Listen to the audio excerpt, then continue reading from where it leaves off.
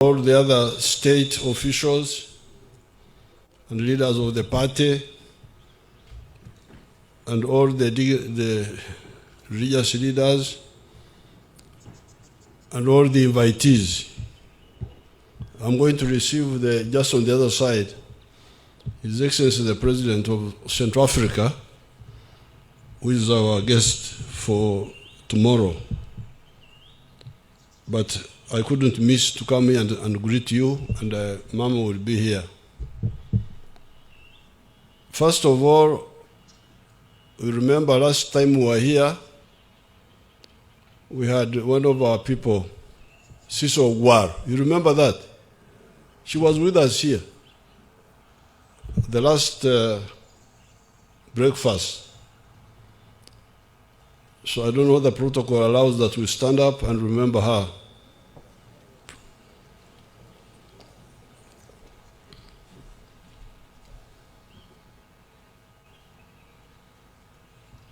May her soul rest in eternal peace. Now you had, I want again to remind you about the importance of this prayer breakfast. You had when Honorable Bahat was telling you about how Uganda now has been repaired and so on. The question is, who had destroyed Uganda? A number of actors. Before colonialism, it was our kings who were busy full of themselves, fighting among themselves, and disturbing our peace. If you go into the history of that, from 1400, this area was always in wars caused by those kings. Now, when the kings were overthrown by colonialism, then we didn't also get rest. Yes, we had bad leaders, political leaders like Idi Amin and so on, but even the church, people were not good because they were fighting wrong wars. Sectarianism. If you read the book of, for instance, Bishop Tucker, it's called in East Africa, 18 years in East Africa, you will see the sort of conflicts they were having with the Catholics. There was another Catholic man, I think it was called Bishop Hath or something like that. Very disturbing our people with their confusion. Conflict between Catholics, Protestants, with Muslims, then between Christians and Muslims. And that confusion went on up to, actually, it was the part of the cause of the collapse of people like Idi Amin coming to power. Now, when we came on the scene as a student movement in the 60s, we didn't accept that polarization. I had been part of the Scripture Union for some time until I disagreed with them on some other issues. But during that time, there were things which were clear, which Jesus preached. I didn't know much about the Muslim. Gaddafi gave me the Quran. I have never read it. So I just get pieces which I get from here. But I know something about the Bible. Not as much as my daughter does. My daughter now knows much more than and Mama. They know much more about the Bible than myself. But the little I know is good enough. It has helped me. Now, when you would see these people hating one another, abecheitu, like in Ankole there. At Chigez even, you'd find people talking of abecheitu, meaning our thing, our group, meaning Catholics versus Protestants and so on. Then I said, but you people, did you read the parable of the Good Samaritan? That message was very clear, the parable of the Good Samaritan. Somebody who was traveling and he fell among thieves and they beat him, they thought he was dead. They left him there. But a Pharisee, a religious man, I think a Pharisee would be like a bishop or what, I don't know what he was, came and passed by him, he didn't help him. Then another gentleman, I think a Levite or something like that, came and passed, didn't help. Now a Pharisee, a Samaritan, was from another tribe, not a Jew, and not of a different religion, is the one who helped him. So Jesus said, so who is the friend of this person? It was clear. And even what Robin Rockers was reading here, we shall know them by their fruits. Not what they say, but what they do. Therefore, to me, the message of Jesus was very clear, that he could not support religious sectarianism. So therefore, those who were pushing divisions among our people because of religious sectarianism were not acting on behalf of God, they were acting on behalf of Satan. Now, this was our position. We started pushing it when we were students, and eventually when we went to the bush, we had an area of control. In the bush, we worked with everybody, we united everybody. The Catholics, you were there the other day, you were at Chijaguzo. I invited you for my birthday there. Chijaguzo is a Catholic parish. But we were very close with them. And then before that, at Chirema, the other day I saw them opening a new school there, Church of Uganda, and Mama Janet built a church there at Kufu. Very close with them. Reverend Wamara, here, Chijagozo, Father Seguya, Father Sesanga, Sister Nakampi, you saw them the other day. Then we had the Bachwanga, Rutamaguzi was a Mchwanga. And the brother of Rutamaguzi, our RDC, he has got a school, what is his name? The brother of Rutamaguzi is one of our leaders there. Those are Bachwanga, they were very close with us. The Basilamu, the Muslims of Kaumu, that Kaumu where I have a state lodge. We had our Basilamu there, Kagwa, he died recently, Kasaka, Arimusoke, they are all alive, still there. Then the traditional religion. We had no problem with them. I normally hear you denouncing them.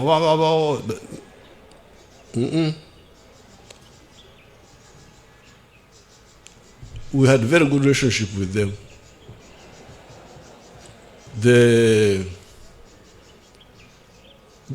You could see they need some help, and we were helping them. Because Mzee Mpima in Nakaziva, before we traveled, he said, no. Temutandika kanso kendo go bote.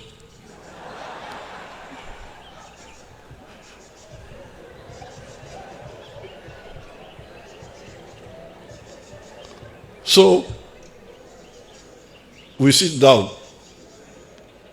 Instead of starting the journey at 7 at 8, Mzee Mpima goes there in his house with his mayembe. Then at 10, we have already lost some time. He comes and says, "Kari mutambule, mazuku mologa mulozo boti." But you could see these people needed interaction. I would want you to. The traditional religion is very strong. In Uganda here, all those people you see saying they are Catholics, they are Protestants, they are Muslim, they are all from the.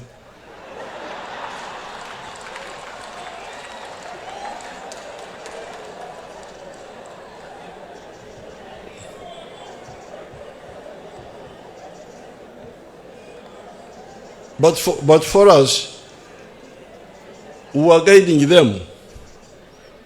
Because, for instance, they would come, our priests, our traditional priests, they would come and start confusing our soldiers.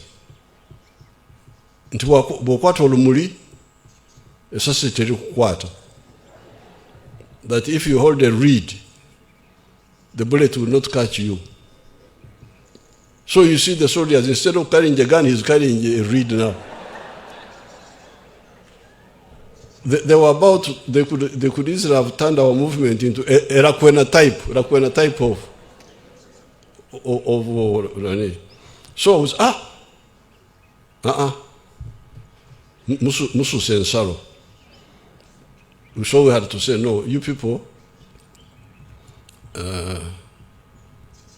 we cannot accept this. So if you say, when you hold Orumuri, a reed, the bullet cannot catch you, you stand there and we shoot you.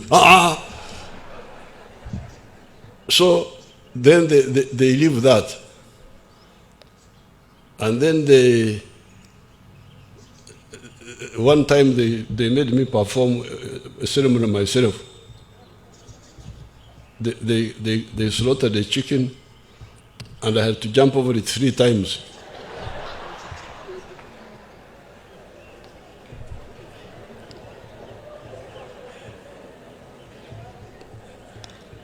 And then my priest who was conducting the said, "Ngaka chukuboko zomukolo. Lubogana ne mundu emu owamba Kampala." Then I said, bagambe bajjajja. Tebyo lutalo babindekere. Ndikati bakukiriza, how can they agree so? How could they agree so quickly? I would not even ask them.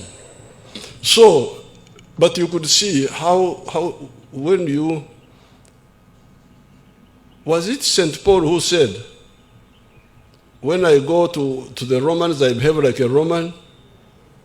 Who was that? Was it St. Paul?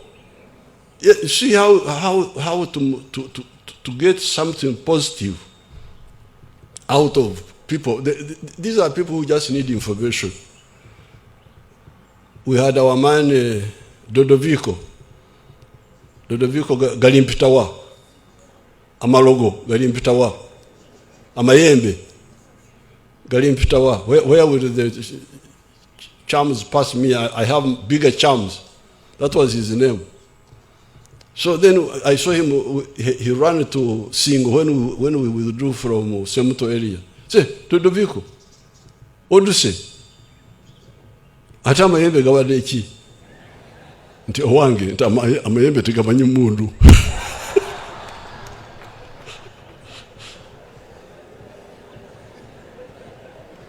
That the witchcraft is not effective against the gun. So you could see, so therefore, you saw us, 1986, all these people came with us, all of them. Because we were not full of ourselves, this one, we were insisting on the science, but galvanizing everybody who had a minimum trust in us.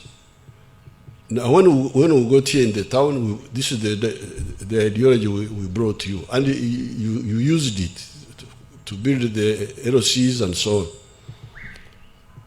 And it has helped the country to come back. Now, when we had just come, then some group from the US came here. The prayer breakfast group. This group now, I want to congratulate you for having sustained this movement all these years. I congratulate you. You are now talking of 26 years. That's very good. Now, I don't remember when I first went to the prayer breakfast with Mama. It was the same idea in the US. The idea of we shall know them by their fruits, not what they claim to be. That doctrine. So, because of the Cold War in the 1950s, there was a danger of even a nuclear war. So some people in the US, United States Congress, decided to say, we need a group which is not sectarian. So this prayer breakfast group in the US Congress was exactly that. They came to look for us here. A man called Doug Coe, he came here. He contacted us with Mama. And then he had people in Germany, Rudolf Decker. Rudolf Decker died recently.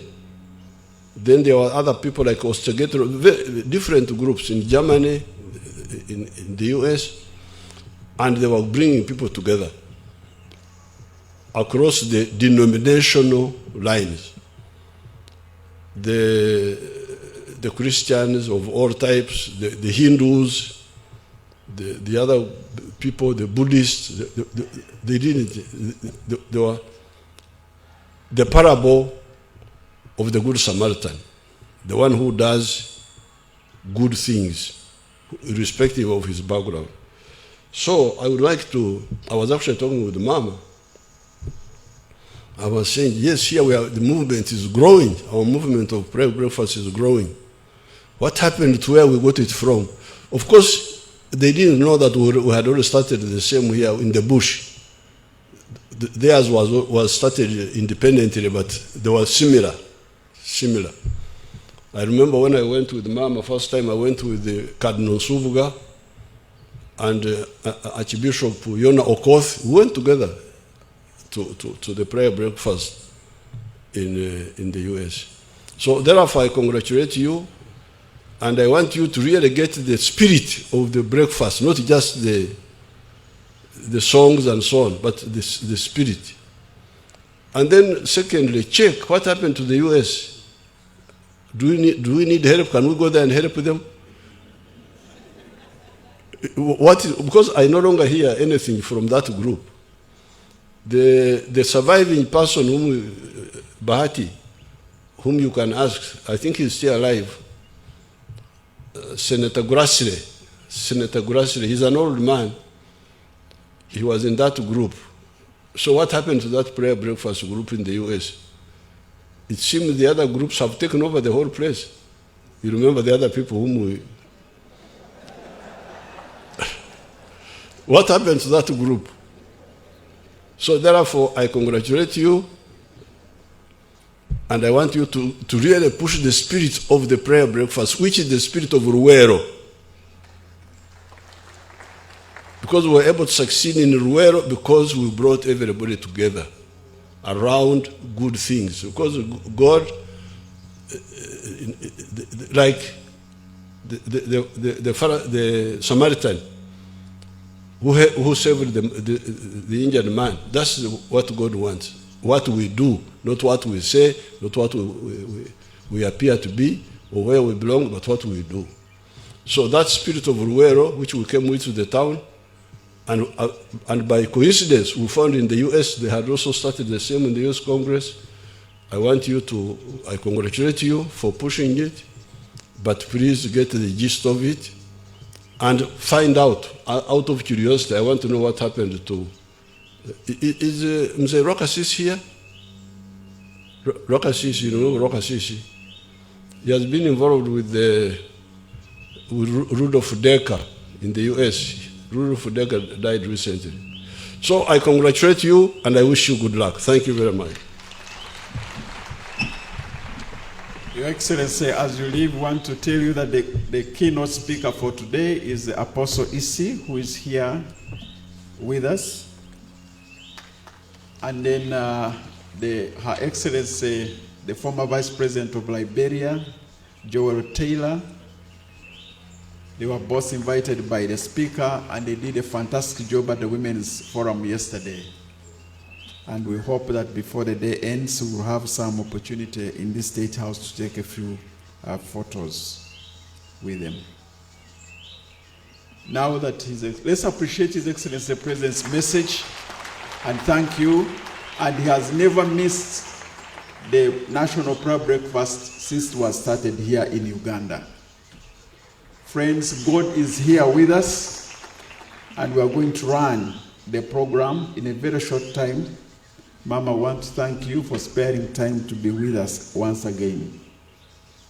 We interrupted the choir, members of Parliament choir. They were put on order.